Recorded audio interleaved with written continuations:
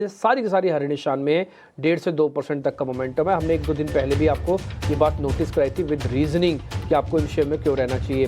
अब कुछ auto ancillaries के अंदर भी तेज़ी देखने को मिल रही है, ये भी यूएस के कनेक्शंस के साथ ही कहीं ना कहीं कनेक्टेड है। मार्केट्स ओपन कर रहा है, ओपनिंग हुई है 150 अंक ऊपर। अभी से निफ्टी करीब करीब दिख रहा है आपको 200-250 पॉइंट की बढ़त आपको इस समय बैंक निफ्टी के अंदर दिखेगी। बैंक निफ्टी अच्छा मूव कर रहा है, आई होप सो कि बैंक निफ्टी थोड़ा और अच्छा मूव करेगा आगे चल के भी। तो कुल मिला के अभी तक की सिचुएशन बिल्कुल ठीक दिख रही है, ऐसी कोई दिक्कत तो नज़र नहीं आ रही है। 90 पॉइंट की बढ़त अभी भी है। On India VIX slightly down है, रिलायंस इंडस्ट्रीज 17 रुपये ऊपर पहुंचा है। आ जाते हैं, चेक कर लेते हैं कुछ और शेयर्स या कुछ और चीज़ें जहाँ पर आपको कोई ट्रेड बनता है, तो एक बार आप जरा ध्यान देखिएगा उन सभी शेयर पे जिनके मैं नाम बोल रहा हूँ। पहले वही काउंटर्स दिखाइए जिनके पास वेटेज है। एडवांस डिक्लाइन भी आप देखो क्या शानदार आई है इस बार, 1800 वर्सेस सिर्फ 150 शेयर्स हैं। इसका मतलब ज़्यादातर शेयर्स जो पिटे हुए थे उनमें धीरे धीरे करके कॉन्फिडेंस आ रहा है। नहीं तो ये कॉन्फिडेंस इतनी जल्दी नहीं आता, बट धीरे धीरे करके कॉन्फिडेंस आ रहा है, ऐसा लग रहा है। ये आप शुरुआती बढ़त वाले शेयर्स जिनके वेटेज है वो देख पा रहे हैं। Reliance industries, TCS, HDFC bank, अभी तक कोई भी शेयर में कोई लाल निशान में नहीं दिखा। HUL के अंदर भी हरा निशान है। हाँ, इन्फोसिस ज़रूर करीब 0.5% डाउन है, अदरवाइज अभी तक जितने भी शेयर हमारे प्रोड्यूसर्स हमने फायर किए उसमें से कुछ नहीं। एक LNT और दिखा दो बॉस, LNT आपसे छूट गया, LNT और दिखाओ। वो एक और शेयर बाकी रह गया, वो भी जरा चेक कर लोगे तो 6 में से करीब 5 शेयर आपके ऐसे दिखेंगे जो आपको हरे निशान में दिख जाएंगे। 250 पॉइंट्स की बढ़त के साथ अभी बैंक निफ्टी आपको तेज़ दिख रहा है, और निफ्टी के अंदर जो मोमेंटो है वो भी करीब करीब 126 पॉइंट का देखने को मिल रहा है। It's a good sign. Market से थोड़ा रिदम पकड़ा है, दोनों रेजिस्टेंस पार तो नहीं कर पाए बट रेजिस्टेंस के बेहद करीब है। मैं आपको आज के हाइस बता देता हूँ, 491 है, 491, 22,491 निफ्टी का। ये लेवल पार होते ही वापस नया मार्केट तेज़ी दिखाएगा, जब तक 491 पार नहीं होता दिक्कत रहेगी। 48,840 बैंक निफ्टी का हाई है, ये जब तक अब पार नहीं होगा 840 तब तक नया हाई अब नहीं बनेगा। फिलहाल के लिए मार्केट इसी को भी संभाल ले तो ये बहुत अच्छी बात है। सेकंड डे कॉन्जिक्यूटिव डे है जब बाजार के अंदर बढ़त है। जल्दी से मैं आपको दिखाता हूँ आज के टॉप गेनर्स वगैरह। ऑलरेडी मैंने आपको बताया कि जैसे टाटा मोटर्स अब पुल बैक दिखा रहा है करीब 2.25% के आसपास का। BPCL, ट्रेंट, एशियन पेंट्स, ये कुछ एक और शेयर्स हैं जो चले हैं। रिलायंस इंडस्ट्रीज़ की बढ़त भी अब 1% से ज़्यादा हो चुकी है। श्रीराम फाइनेंस भी पार्टिसिपेट कर रहा है करीब 2.25% की बढ़त के साथ। आ जाते कुछ और शेयर्स पे।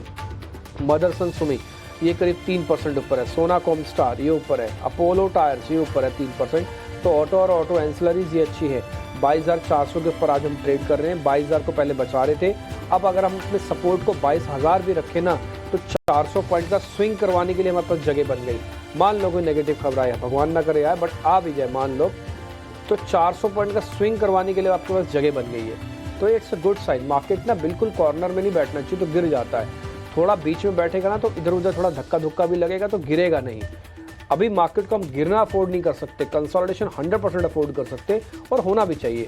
कंसोलिडेशन होना चाहिए, वी शेप रिकवरी आएगी तो फिर फोमो भी आएगा, फियर ऑफ मिसिंग आउट, कि मैं ही नहीं रहा, मैंने ही नहीं लिया, छूट गया मेरे से, तो फिर गलत डिसीजन होंगे। इसलिए कंसोलिडेशन के साथ बाजार चलेगा ना, पक्का चलेगा और बेहतर चलेगा। वर्टिकल राइज होगा तो फिर फोमो फैक्टर भी पैदा हो जाएगा। 200 पॉइंट की बढ़त के साथ अभी निफ्टी खड़ा हुआ है, थोड़ा थोड़ा ऊपर नीचे स्विंग करवा रहा है, अदरवाइज वैसी कोई दिक्कत नहीं है। मैं आपको जरा लूजर्स भी बता देता हूँ आज कमज़ोर कौन कौन से हैं। मैक्स हेल्थ केयर के अंदर गिरावट है। इन्फोसिस ऑलरेडी मैं आपको बता चुका हूँ, इसके अंदर पिटाई हुई है। ब्रिटानिया हल्का सा लाल निशान में है। अल्ट्राटेक सीमेंट भी हल्का सा लाल निशान में है। ये कुछ शेयर्स वो भी हैं जिनमें आज कमज़ोरी है, ये शेयर्स भी मैं आपके सामने नोटिफाई करवा रहा हूँ।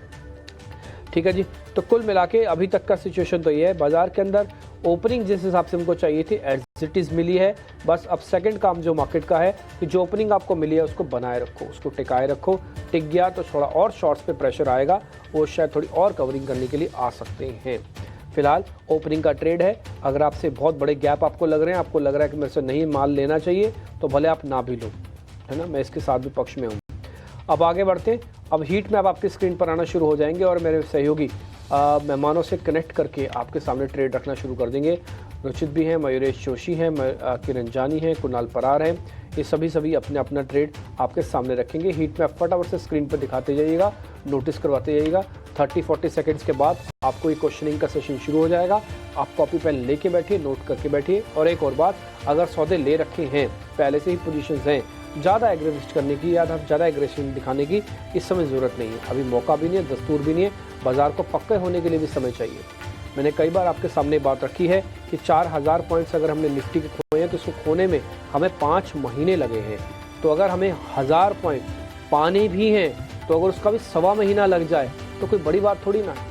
तो अगर आपको 1000 पॉइंट भी सिर्फ पाने हैं तो उसके लिए अगर महीना भी लग जाए तो कोई बड़ी बात नहीं। इसलिए एकदम से कुछ भी राइज नहीं होगा, स्विंग करवाएगा, बाजार ऊपर नीचे कंसोलिडेट करेगा, जो कि अच्छा साइन है। उसके बाद देखते फिर क्या होगा। ये हीट मैप सभी आप अपनी स्क्रीन पर देख पा रहे हैं।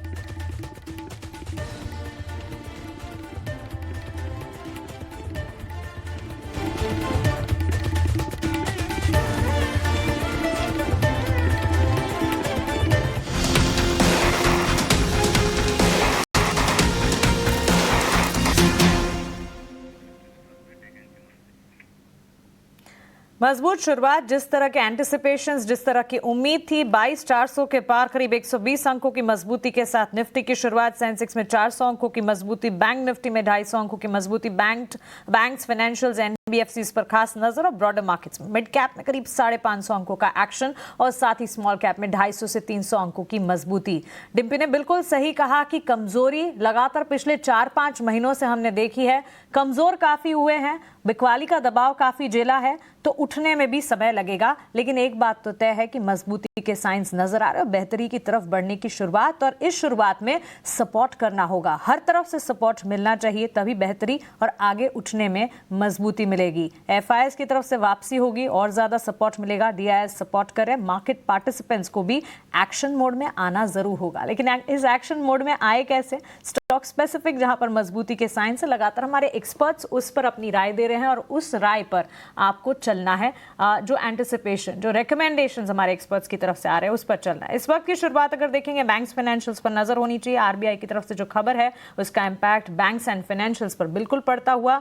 कच्चे तेल की चाल का impact OMCs, Asian Paints, paint stocks particular, cement stocks और साथ ही बीपीसीएल, एचपीसीएल, आईओसी जैसे काउंटर्स पर पड़ता हुआ। साथ ही Tata Motors, Sona, BLW, precision जैसे स्टॉक्स पर भी नजर होनी चाहिए, क्योंकि अमेरिका ने ऑटो टैरिफ में 1 महीने की ढील दी है, उसका इंपैक्ट ऑटो स्टॉक्स पर पड़ता हुआ दिख रहा है।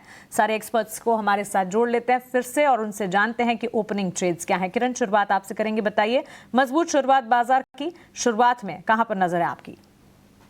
अगर हम चार्ट पैटर्न की बात करें तो डेफिनेटली एक रिवर्सल फॉर्मेशन है और हम देख रहे हैं कि एक एक्साइटमेंट मार्केट में दिख रही है। तो मुझे लग रहा है कि एक्साइटमेंट को चेज नहीं करना चाहिए। काफी सारे स्टॉक है जिसमें अपने बॉटम फिशिंग या तो बॉटमिंग आउट हो रहे हैं, डबल बॉटम पैटर्न या तो falling veg, multiple bullish candlesticks pattern भी हमें देखने को मिल रही है। तो वहां पे भी आप लॉन्ग कर सकते हो। लेकिन जिस तरह से गैप अप ओपनिंग हुआ है, मुझे लग रहा है कि 9:30-10 बजे के बीच में अगर कोई भी डिप मिलता है, नीचे के लेवल मिलते हैं, तो वहां पे एक बार लॉन्ग करना चाहिए। तो जो स्टॉक ऑलरेडी स्ट्रॉन्ग थे हम उसी के ऊपर बाय रिकमेंडेशन दे रहे हैं। तो जैसे कि एसआरएफ की मैं बात करूं तो एसआरएफ में आप देखोगे तो डेली चार्ट के ऊपर एक कंसोलिडेशन पैटर्न चल रहा है, ग्राउंडिंग बॉटम पैटर्न। इसी कंसोलिडेशन पैटर्न में कंटिन्यू काफी दिन से ट्रेड कर रहा है। तो जब तक ये 2800 के ऊपर हमें लॉन्ग करके जाना चाहिए। तो not only for the intraday, लेकिन एक शॉर्ट टर्म व्यू के हिसाब से एसआरएफ करंट मार्केट प्राइस से आप लॉन्ग कीजिए। 2850 के आसपास चल रहा है, 2800 के नीचे का आप स्टॉप लॉस मेंटेन कीजिए और 1 से 2 दिन में आप यहाँ पे 2950 3000 तक के टारगेट भी देख सकते हो। दूसरा जो स्टॉक है वो यूपीएल है। यूपीएल के ऊपर भी आप देखोगे तो एक फ्रेश ब्रेकआउट लेवल के ऊपर स्टॉक ट्रेड कर रहा है। जब तक यहाँ पे भी 620 का लेवल होल्ड है तब तक यूपीएल में we can expect 700 kind of a target. तो यूपीएल में करंट मार्केट प्राइस से हम लॉन्ग कर सकते हैं। 620 का स्टॉप लॉस रखिए और 700 तक के टारगेट आप 2 से 3 दिन में एक्सपेक्ट कर सकते हो। तो दोनों स्टॉक है वो इंट्राडे पॉइंट ऑफ व्यू नहीं, लेकिन 1 से 2 दिन के पॉइंट ऑफ व्यू से डेफिनेटली लॉन्ग कर सकते हैं। तरफ से एसआरएफ 2950, उसके बाद 3000 तक के टारगेट्स और यूपीएल में भी खरीदारी के मौके बनते हुए यहां से मजबूती के साइंस और मजबूती और ज्यादा बढ़ेगी। कुणाल, आप बताइए आपकी तरफ से ओपनिंग ट्रेड्स क्या होंगे?